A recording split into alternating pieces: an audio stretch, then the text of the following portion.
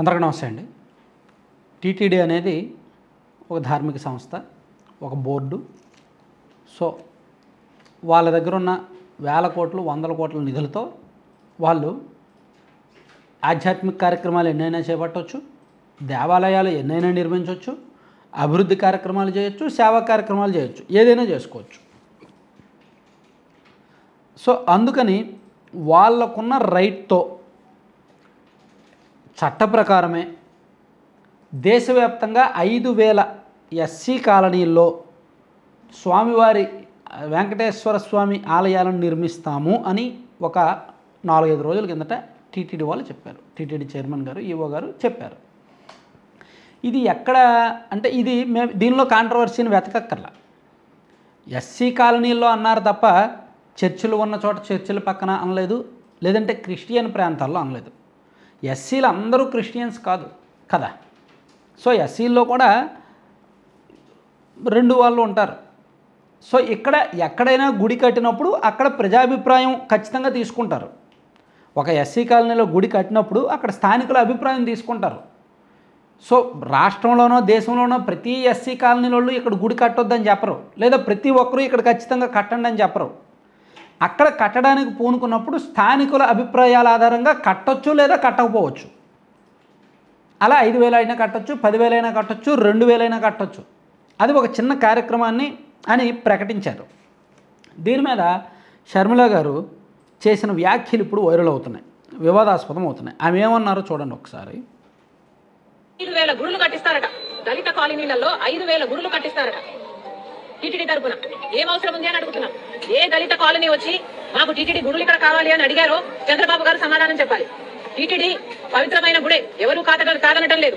కానీ వాళ్ళకి అధికంగా డబ్బులు ఉంటే ఆ డబ్బులతో ప్రజలకు సేవ చేయాలి తప్పితే ఇలా రాజ్యాంగానికి వ్యతిరేకంగా ఆర్ఎస్ఎస్ సిద్ధాంతాన్ని నెత్తినెత్తుకొని దేశమంతా గుడులు కట్టిస్తామనడం చాలా అసలు భావ్యం కాదు అని చెప్తున్నాం. టీటీడీ కట్టించడాన్ని కాంగ్రెస్ పార్టీ తీవ్రంగా వ్యతిరేకిస్తుంది.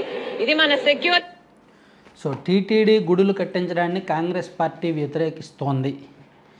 ఆమె పర్సనల్ అభిప్రాయమా, పార్టీ అభిప్రాయమా అనేది మేబీ పార్టీలో అంతర్గతంగా చర్చించుకొని ఇటువంటి నిర్ణయాలు, ఇటువంటి కాంట్రవర్సీ, ఇటువంటి ఎమోషనల్ అండ్ సెంటిమెంట్లకు సంబంధించిన నిర్ణయాలు ప్రకటించే ముందు పార్టీలో సీనియర్ల అభిప్రాయాలు తీసుకోవాల్సింది. ఎందుకంటే దాన్ని ఎవరు వ్యతిరేకించరు, వ్యతిరేకించే అవకాశం లేదు. ఎక్కడ వ్యతిరేకించాలి, ఎప్పుడు వ్యతిరేకించాలంటే గుడి కట్టడానికి పూనుకున్నప్పుడు స్థానికుల నుంచి వ్యతిరేకత వస్తే అప్పుడు దానికి కాంగ్రెస్ పార్టీ మద్దతు పలకొచ్చు. ఇదిగో ఈ ప్రాంతంలో, ఈ నియోజకవర్గంలో, ఈ ప్రాంతంలో, ఈ ఊర్లో వద్దు, ఎందుకంటే అక్కడ 70% వద్దంటున్నారు కాబట్టి, అక్కడ ప్రజాభిప్రాయం వద్దన్నారు కాబట్టి అలా చెప్పచ్చు.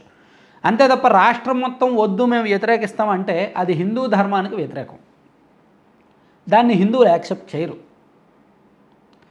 సో ఇక్కడ వెంకటేశ్వర స్వామి గుళ్ళు నిర్మిస్తే, మా ఊర్లో టీటీడీ నిధులతో గుళ్ళు నిర్మిస్తే వద్దనడానికి వీళ్ళెవరు అని అనుకుంటారుగా. సో ఇక్కడ అవేమి ప్రభుత్వం డబ్బులు కాదు, ప్రభుత్వం ఏమి దుర్వినియోగం చేస్తోంది అనడానికి లేదు. ఇదిగో ప్రభుత్వం దగ్గర డబ్బులు లేవు, అప్పులు చేస్తుంది, ప్రతి నెల అప్పులు తీసుకొచ్చి గుళ్ళు కడతారంట అని అంటే అప్పుడు విమర్శించవచ్చు. వాళ్ళు కడుతున్నది టీటీడీ నిధులతో. టీటీడీ దగ్గర 100 కోట్లు, 1000 కోట్ల నిధులు ఉన్నాయి, వస్తూనే ఉన్నాయి. వాళ్ళ దగ్గర డబ్బులు బీభత్సంగా ఉన్నాయి. వాళ్ళు ఆల్రెడీ కొన్ని సేవా కార్యక్రమాలు, ధార్మిక కార్యక్రమాలు, ఆధ్యాత్మిక కార్యక్రమాలు చేస్తూనే ఉన్నారు. సో ఇప్పుడు ఇంకా డబ్బులు ఉన్నాయి కాబట్టి 5,000 చోట్ల టెంపుల్స్ నిర్మిస్తామన్నారు. అది టీటీడీ నిర్ణయం. అది దానికి ప్రభుత్వానికి సంబంధం ఉండదు. ఒకవేళ సంబంధం ఉన్నా అదేమీ తప్పు కాదు, దాన్ని చాలామంది యాక్సెప్ట్ చేస్తారు. సో ఎందుకో మరి షర్మిల గారికి ఈ ఐడియా ఎవరు ఇచ్చారో కానీ ఆమె స్వతహాగా క్రిస్టియన్స్ కాబట్టి, వాళ్ళ భర్త మత ప్రచారకులు కాబట్టి ఈ 5,000 అంటే వాళ్ళ ఓట్ బ్యాంక్ అంతా కూడా, అంటే ఇక్కడ షర్మిల గారి ఈ మాటలని, ఈ వ్యాఖ్యల్ని ఎలా తీసుకుంటున్నారంటే సాధారణంగా ఎక్కువగా అంటే హిందువుల్లో ఎక్కువగా ఎస్సీల్లోనే క్రిస్టియానిటీ ఎక్కువగా ఉంటుంది మన రాష్ట్రంలో చూసుకుంటే. మేబీ ఇతర రాష్ట్రాల్లో అలా ఉండవచ్చు, మన రాష్ట్రంలో మాత్రం ఎక్కువగా. అండ్ ఊళ్ళల్లో చర్చిలు అవి కూడా ఎక్కువగా ఎస్సీ కాలనీల్లో ఉంటాయి. సో వీళ్ళ ఓట్ బ్యాంక్ అంతా కూడా, ఐ మీన్ షర్మిల గారి అండ్ వాళ్ళ పార్టీ ఓట్ బ్యాంక్ అనలేము, వాళ్ళ కుటుంబ ఓట్ బ్యాంక్ అంటే జగన్మోహన్ రెడ్డి గారిది కావచ్చు, షర్మిల గారిది కావచ్చు, వాళ్ళ ఓట్ బ్యాంక్ ఎక్కువగా అక్కడే ఉంటుంది అనమాట. అండ్ స్వతహాగా షర్మిల గారి భర్త కూడా ఎప్పుడైనా మీటింగ్లు పెట్టాలన్నా అవే పెడుతుంటారు, ఆ ప్రాంతాలను నమ్ముకొనే పెడుతుంటారు. సో అక్కడ ఆలయాలను నిర్మిస్తాము అంటే ఎక్కడ వీళ్ళకేమైనా వీళ్ళ భర్తకి ఏమైనా డిమాండ్ తగ్గుద్దేమోనన్న భయమేమో, లేదా ఇక్కడ బలవంతం మత ప్రచారాలు ఉండవు, బలవంతంగా మత మార్పిడి లాంటివి ఉండవు. ఆ ఉద్దేశం కాదు. నేను మళ్ళీ చెప్తున్నా, చర్చిలు కానీ ఆలయాలు కానీ ఏమి నిర్మించాలన్నా కానీ సరే స్థానికుల అభిప్రాయాలు ప్రజాభిప్రాయం ఆధారంగానే జరగాలి. రాష్ట్ర వ్యాప్తంగా మూకుమ్మడిగా వ్యతిరేకించమనేది అవివేకం, అజ్ఞానం. ఇక్కడ షర్మిల గారు ఈ ప్రకటన చేయడం ద్వారా ఆమె అవివేకాన్ని ఆమె అజ్ఞానాన్ని చాటుకున్నారు.